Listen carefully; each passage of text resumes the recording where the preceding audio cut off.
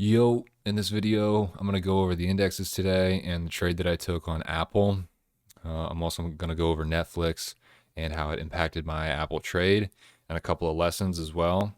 So to start, I'll go over ES or SPY because there's really not much to go over. It pretty much just chopped and bounced around all day. This is pretty untradeable action unless you're scalping, and even then, this is pretty tough. I mean, we came down, up, down, up, down, up, down, up all day, and this is the only demand zone that I thought we were gonna bounce, but we ended up invalidating it. We bounced this 2 hour a couple of times, but nothing too convincing. And on the SPY chart, we did the same thing.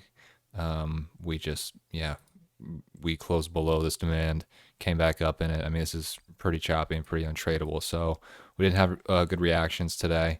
Low volume again today. And the same thing on NQ and QQQ, even though they are sort of in an uptrend. I mean, they both are, but I guess QQQ kind of was trying to grind higher, it seemed like today. But yeah, I mean, they ended up pretty much just chopping around as well today. I mean, basically we got one good push up and then we gave up all those gains and continued to chop around. So not great, pretty boring low volume day for both of the indexes. If you look at QQQ's chart, yeah, this is the channel that they're in. This blue line here. So, we bounced it a couple of times. We almost bounced it today. But yeah, this was just pretty choppy action. So, we didn't get a lot of follow through, today. And it kind of, this action in the indexes, since I trade a lot of leading names like Apple, Facebook, Tesla, like all the tech stocks, it kind of caused those setups and those moves to either like stall out or play out slowly or just not even work at all and get no follow through and basically fake out of a breakout or fake out instead of breakout, I should say. So yeah, I'll go over Netflix first. All right, so Netflix has been pretty strong. We created a daily demand yesterday, even on low volume, a classic rally-based rally. It rallied into the supply zone, which I think is why it wasn't so strong, or I'm just assuming, I guess. Had some sellers up there. Wasn't the strongest break of that, but all-time highs was close. So my plan for this was to get in, at the top of the supply when I thought that we were going to break it. I didn't know where we would open up, obviously, before today opened, but if we were anywhere near it, I wanted to get in sort of near the top of it, or if we just had bullish price action, or the indexes were, bouncing off of demand or ripping through their supply zones or things like that, or, didn't have a lot of resistance above, then I wanted to get in to anticipate a move and break out of the supply, and then a test of all-time highs to see what the reaction would be there from participants. But I think literally in the first minute, if I go to a 1 minute chart, I think, which I don't look at, but yeah, the first minute, it not only broke all-time highs, but it also broke this giant channel that it's in. This is like their huge channel. I don't know why I can't see this. I think it's just TOS goofing up on me, but one sec. Yeah, this is like a huge channel, and we just touched it the other day. What is this, Wednesday? And it goes all the way back to mid 2018. So I really thought that if we, got above this and closed, that we, this thing could go really crazy. And all the other stars aligned. We had broken out of supply, broken out of all-time highs, and we had broke above this and got a good close. The 700 level acted as a magnet. I thought this thing was definitely primed to go higher, but it ended up just being a false breakout of the channel, immediately rejected, which was a red flag, could not get back above, wicked 3 times afterwards. And yeah, this was pretty unfortunate, but this was what I thought would be the most quality move. I figured this, big channel break like this can sometimes, make a really big move, especially if we break an uptrend channel and go to the upside, can make a really big move. But yeah, like I said, we broke all-time highs so quickly that basically that was the whole move that I was hoping for. So my risk was pretty skewed up here. So I didn't enter right away. I really just wanted to see what was going to happen on this candle.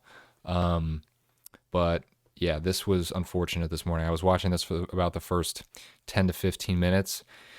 And that is what I don't want to say I wasted time on it, but I had a good setup also for Apple today. Those were the only two names I was watching were Netflix and Apple. And I was just kind of gonna kind of react to how, whatever the indexes were giving us. But yeah, since I was watching this in the morning, my Apple play was a little bit skewed because I was watching this at open for about 10 or 15 minutes. Even though both of them were quality setups, Netflix just didn't have the volume and hasn't had it for the past couple of days to gain the momentum to break out. But I'll go over Apple next. All right, so Apple, this was a good break. So we had a clear downtrend line right here.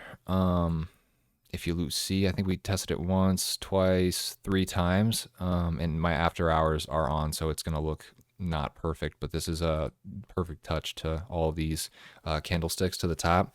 But if you get on a closer view here, we broke that downtrend at open, first 5 minutes, which was bullish, entered this zone, this 1 hour used zone that was used from, what is this, Friday?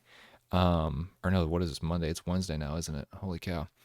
My days are all screwed up. But this was already tested and, proved to be pretty strong zone. So I was making sure that if we came up into here, that sellers were not present. And this candle right here, I wasn't looking at it when this was being printed because, like I said, I was watching Netflix. I didn't get over here until I didn't focus this until about this candle right here, about halfway up or more.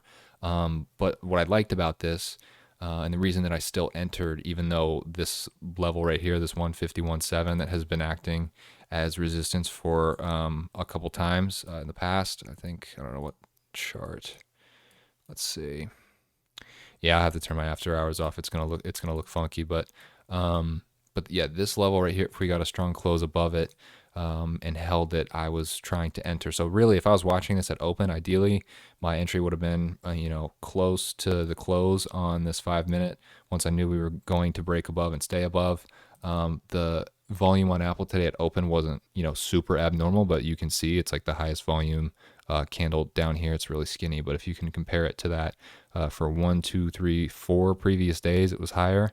I know this one's bigger, but it's a pretty big drop at open as well. So comparatively speaking, this was decent volume, and we got really good volume today. I honestly can't remember the last time that Apple broke the daily average. Recently, it's been chopping around a little bit in this area and hasn't really provided any good setups. But this was the first day that I liked them. They had this downtrend, like I said, in this area of resistance, and I figured if we could get closed above that and we weren't seeing a strong reaction from sellers in this supply zone that was already used, that I would go long up to this 30-minute zone. I was hoping that the indexes would align. It didn't really seem like it the first 15 minutes. It just kind of seemed like the indexes were kind of stalled. They weren't doing anything really notable, so I couldn't get a grip on it. But I ended up entering these on the third candle. We got a classic textbook rally-based rally structure, a good RBR on a 5 minute through the downtrend, through the level, and through the supply. So I was thinking this has got to go in my way. But like I said, my entry should have been here around the first 5 minute. I still took this because of all of the stars that aligned, but we ended up getting dumped on, and I stopped out, I think, on this candle down here, even though it would have made sense to stop below this level here, the yellow line, the 151.70. But like I said, because I entered so much higher than I originally wanted to, in the event that this thing wanted to turn around and the indexes, because there wasn't enough development or context in the indexes yet at that point, I didn't just want to get dumped on. Like I said, as you saw, SPY and ES had invalidated their demand zones that they first tested in the morning and tested pre-market. So just to cover my ass, I got out of my position, took a small loss and it was no big deal. And then, of course, we bounce this level, we come up and flag near the highs of the day. And then once we get this volume spike here, we really take off. And of course, we hit the 155 target later on in the day. So watching that play out didn't feel good after I got out, but it was good to know that, my analysis was there. Like I said, there were so many confirmations on this trade that I just had to take it. But it was unfortunate that Netflix just didn't get the push and the momentum that I wanted, and caused me to be a little bit late to the party on this trade. But yeah, I mean, I guess to end it, lessons for the day, if you will, to take for the rest of the week. Index chop can lessen the quality of setups sometimes, as you could see with Netflix. And sometimes if they're getting held down by supply or resistance or certain channels or levels or something like that, it can impact playing calls on any leading like tech equities or anything that moves with the market. So getting a good entry is important during those times so that you can respect your original stop. And, if you get stopped out, no big deal. You don't take a big loss. And you also can allow for your plan and your setup to actually play out and give it a chance. Even if it doesn't, immediately move in your favor and reward you immediately. And then the last thing is just being patient while in a quality setup, even though they don't always work out. Just trusting your analysis and having multiple solid confirmations, is the key to staying profitable. So I hope this helps everyone, and I hope you guys have a good rest of the week. See you in the next one. Thanks for watching. Peace.